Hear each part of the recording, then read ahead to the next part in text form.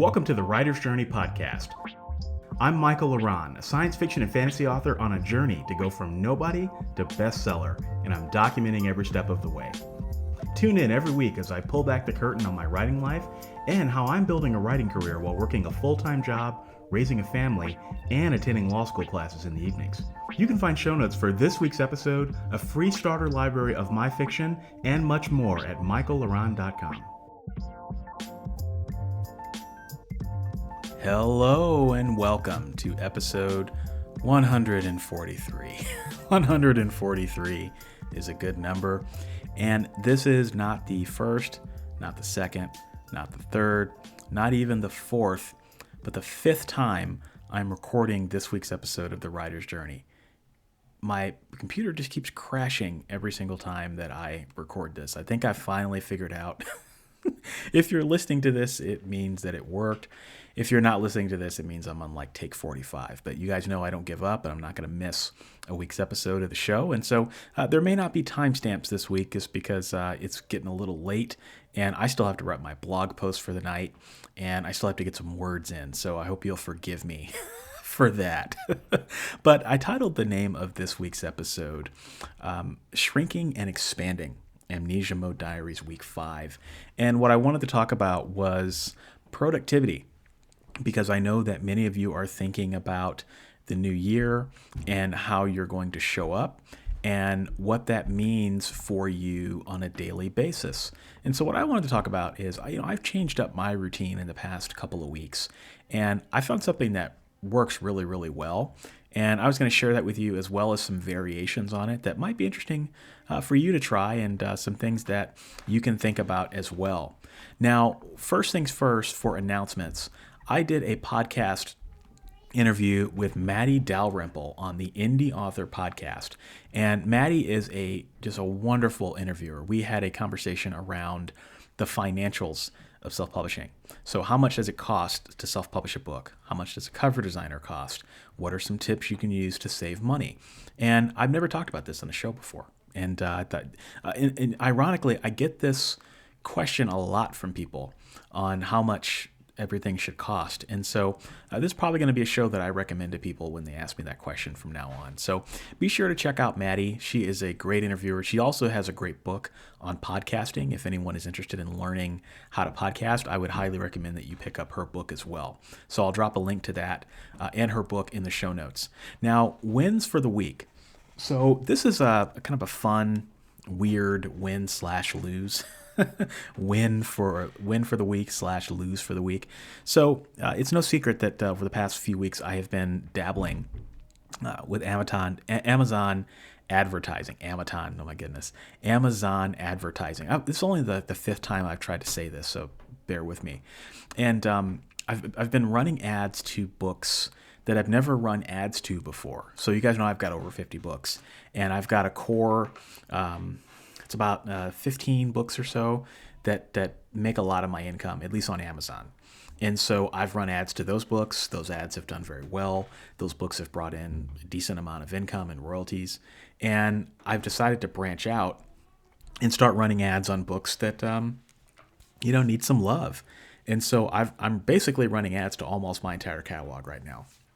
And that is a, let's just say, stressful endeavor.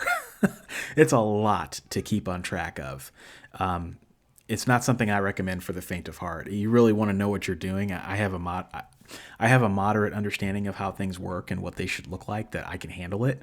But yeah, if I wasn't in an Amnesia Mode challenge, I probably would have done this a little differently. But the win for the week is that 60% of the books that I ran ads to in November were profitable. That's really cool. And when I say I dabbled in Amazon ads, I really haven't been dabbling in them. I've been spending hours in the Amazon ad spreadsheets and the reporting for the past 2 weeks, 3 weeks. When I say hours, I'm not exaggerating. And I've been digging into them to figure out what's making them work, what's not making them work, how I can improve the number of clicks that I'm getting, how can I improve my conversion rate, how can I improve the income that's coming in. And 60% of the books that I ran ads to, and many of them were new ones. So for example, I have a poetry collection that has sold more copies in the past 2 weeks than it has sold in the past 2 years. Like that's crazy that you can run ads on a poetry collection and get readers. But it's working. And a lot of the things that I'm doing on a daily basis are starting to bear fruit on Amazon ads. And it takes a long process for that to happen. And so I'm kind of glad that I'm starting to see a little bit of success. Now, the lose for the week is that means that 40% of the books that I ran ads to were not profitable in November. Wah, wah.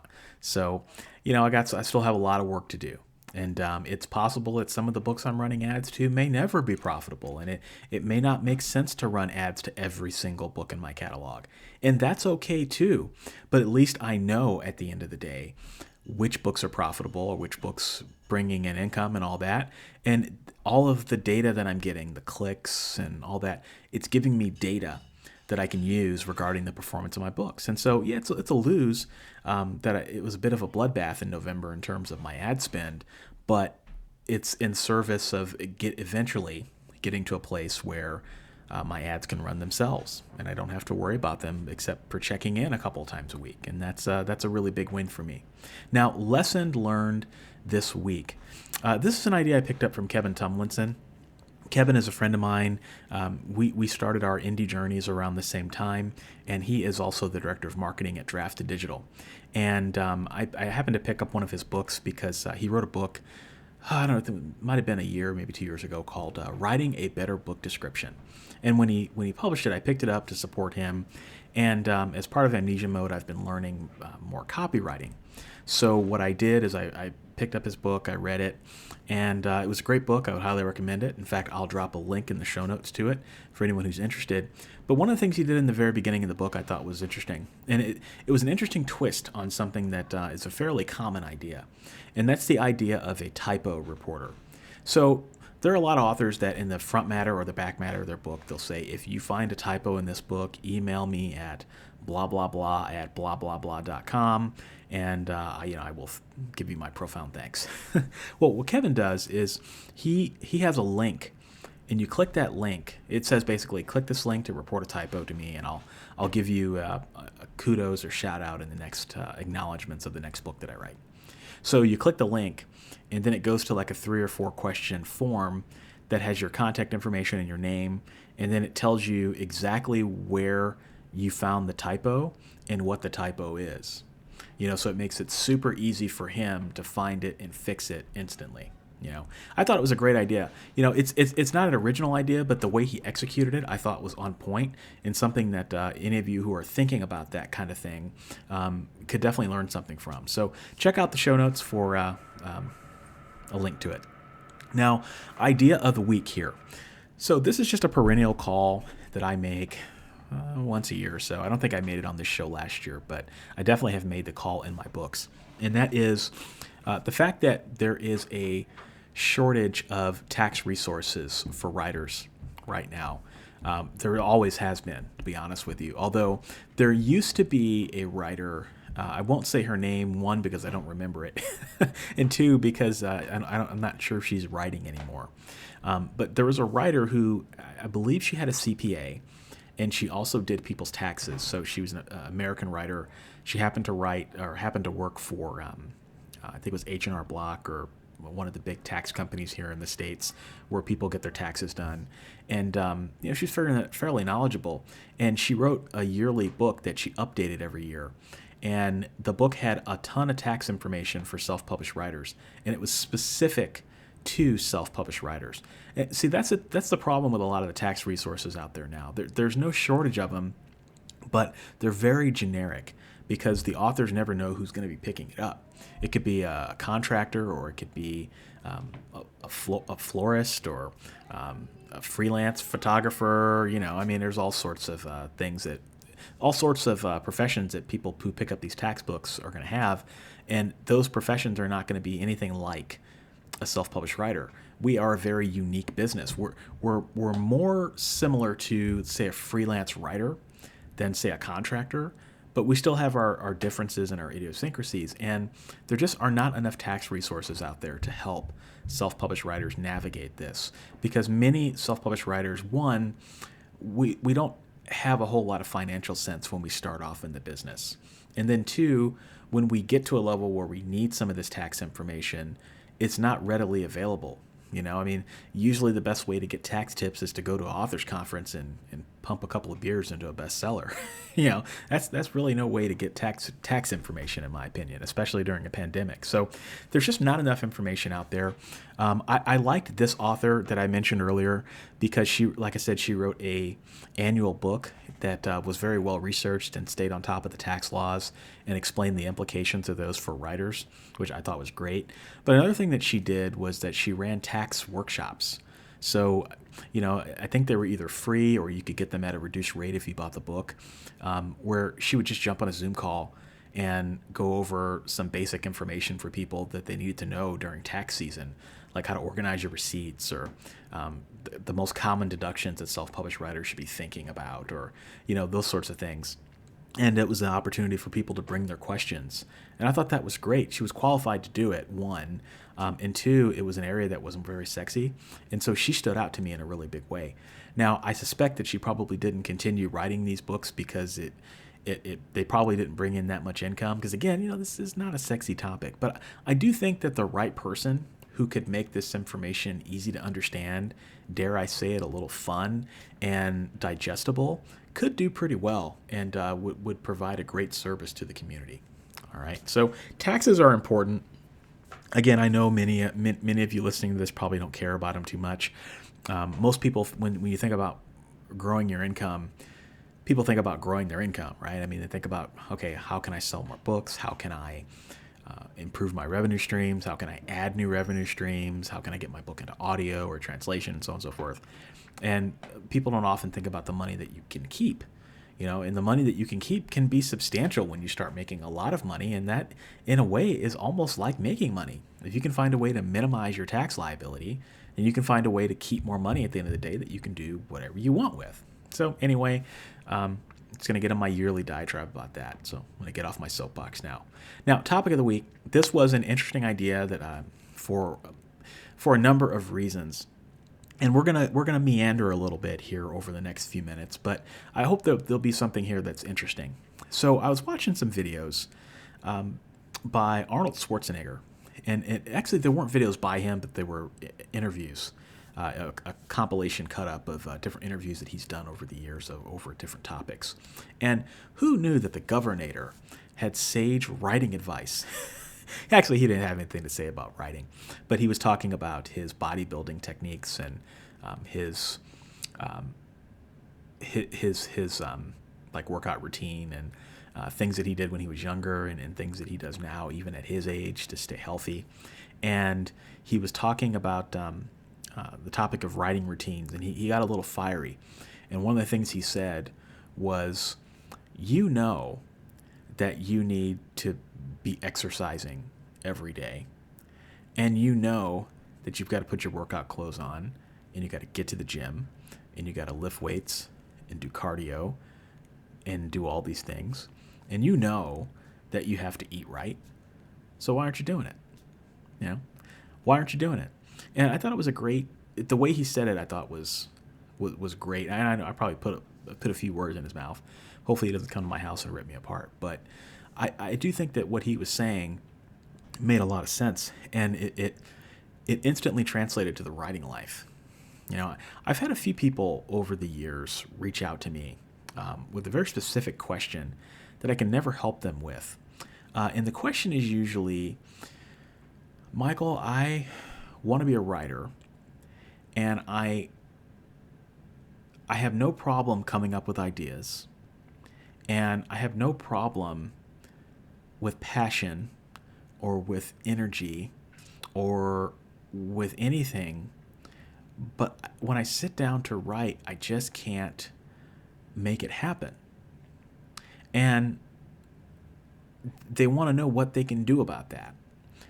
And I can never help people with this problem because there's nothing I can do or say that is going to make magic come out of your fingers. I can help you. I can help you with writing craft. I can tell you what books to read. I can tell you what I think about those books. I can tell you some marketing basics and business craft basics, and I can tell you what authors I've enjoyed, and I can direct you to some courses that I've taken and all that good stuff. I can give you some pep talks, but I can't help you ultimately write your novel. You have to do that. And to paraphrase this and you use Arnold's example, you know that you need to sit down and write your novel. You know that you need to show up and put your fingers on the keyboard every day. You know it's going to be hard, possibly the hardest thing you've ever done if it's your first novel. So the question is, why aren't you doing it? And now if you don't have this problem, it's a different thing.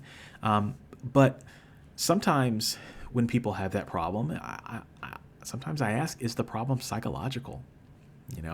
I talked last year about how I went to therapy and how that was one of the best things I ever did, because I was able to talk to somebody about my problems and use that as a sounding board, and no judgment, just somebody who wanted to help. And I thought that was great. I think all writers should go through it, because I feel like we carry a lot of these problems that go unresolved.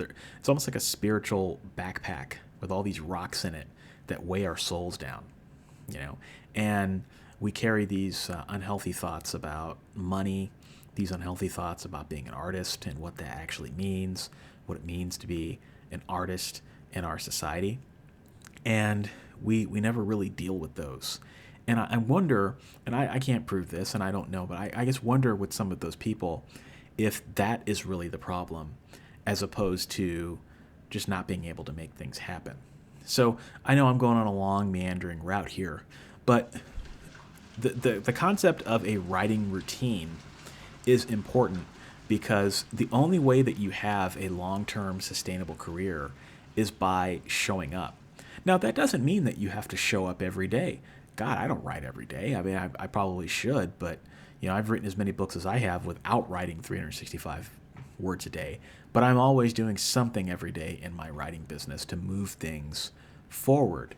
And so this concept of a writing routine as we start to move into a new year has been something that's been on my mind, because I've had to change up my writing routine a few times over this past quarter. And I found a technique, or not technique, but a routine that has worked pretty well for me over the past week. And it's ironically one of the first routines that I ever used. So Arnold, in this interview, he talked about leg days, and he talked about arm days, he talked about cardio days. When you go to the gym, how you apportion your workouts, because you don't do everything in one day, because otherwise you won't be able to move the next day. So you alternate everything. And so it got me thinking, when I first started writing, one of the things that I did was I did A-B days. So on A days, my focus was on writing. So I wrote, I think it was like 500 words a day when I first started. 500 words a day, that was my focus. And then on B days, it was learning something. So something that improved me. So in terms of being a writer, a self-published writer, it was spending a lot of time on the Alliance of Independent Authors website, for example, or listening to a backlist episode of Joanna Penn, or learning how to format an ebook, right? These are all things you have to learn at some point when you're a new writer. And then on day A would come back, I would write. And then day B, I would learn. And I would write and I would learn, and I would write and I would learn. And it's kind of like a glacier. I would expand and I would contract. When I write, I'm contracting. If this makes sense. See if this makes sense as I explain this. When you're writing, you're taking ideas out of your head and putting them onto a page, and what's left is less. What's left in your head is less than what you had when you started. And so that's why the next day I would learn. So I would read, or I would learn something, and that would replenish what I had lost, if that makes sense. So when you're writing, you're contracting, because you're expelling. It's almost like a glacier or a sponge, right? You're expelling the things that you've learned, and then when you're learning, you're soaking things back up. And so that was a technique that worked for me for a long time. write, learn, write, learn, write, learn. And when I became a published writer, then I had to introduce marketing into the mix, which is where everything went wrong for me. Because I don't know about you, but as a part-time writer, I struggle sometimes. Even to this day, I still struggle with what is the right thing I should be doing at this moment in time, because there are so many different things that compete for my attention on a daily basis. So I'm a writer, I have a family, I've got a job, there's other things that I do outside of this. I've got a YouTube channel, a podcast. I mean, there's lots of things that just draw for my attention, and it's difficult to balance all of those things. In fact, a lot of people talk about work-life balance, and I don't really believe that there is such a thing. I think it's an unhappy pursuit if you're pursuing work-life balance. It's kind of an in vogue term these days.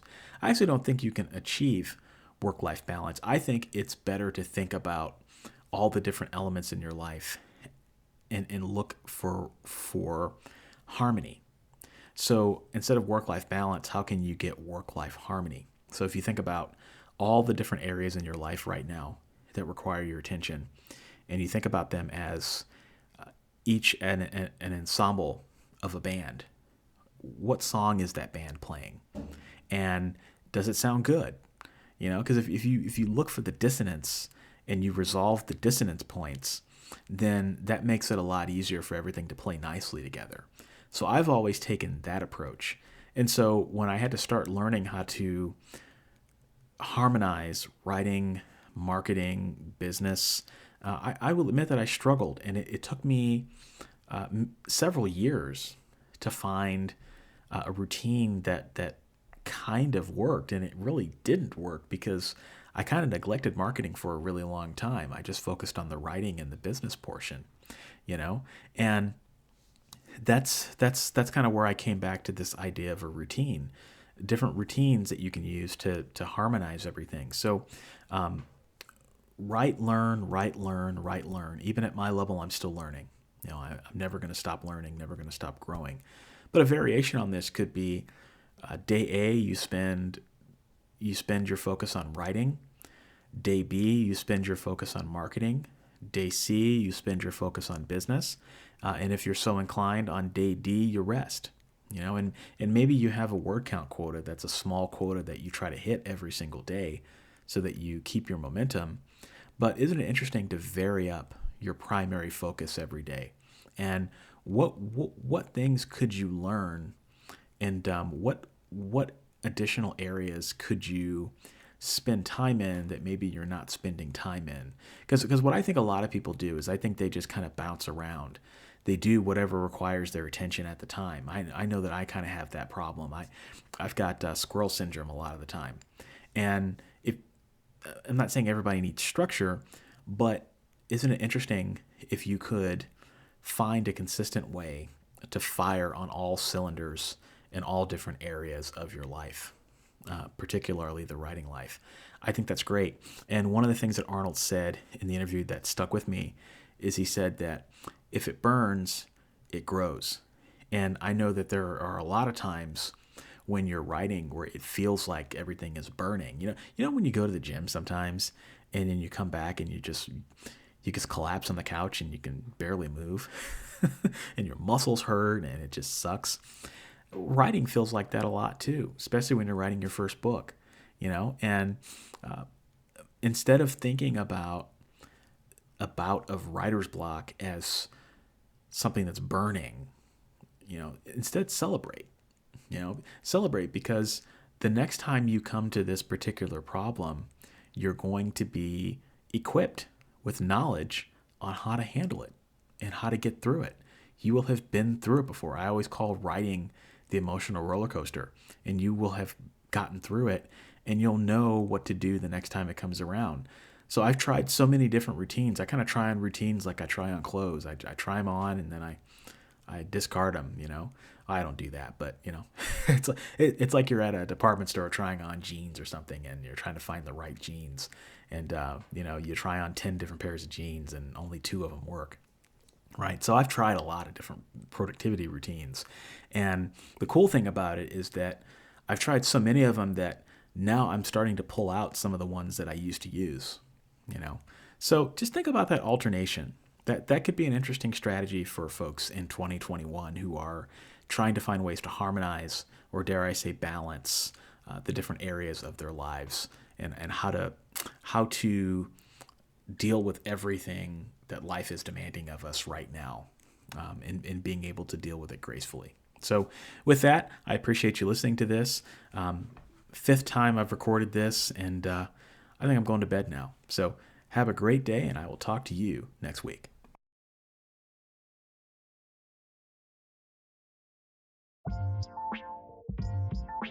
Thanks for joining me this week. If you enjoyed this episode, you'll enjoy my backlist episodes at michaelaran.com/podcast. For your free starter library of my favorite novels, join my fan club by visiting michaelaran.com/fanclub. If you're a writer and want to connect with me further, check out my YouTube channel, Author Level Up, for helpful writing advice at authorlevelup.com. Thanks for listening, and I'll be back next week.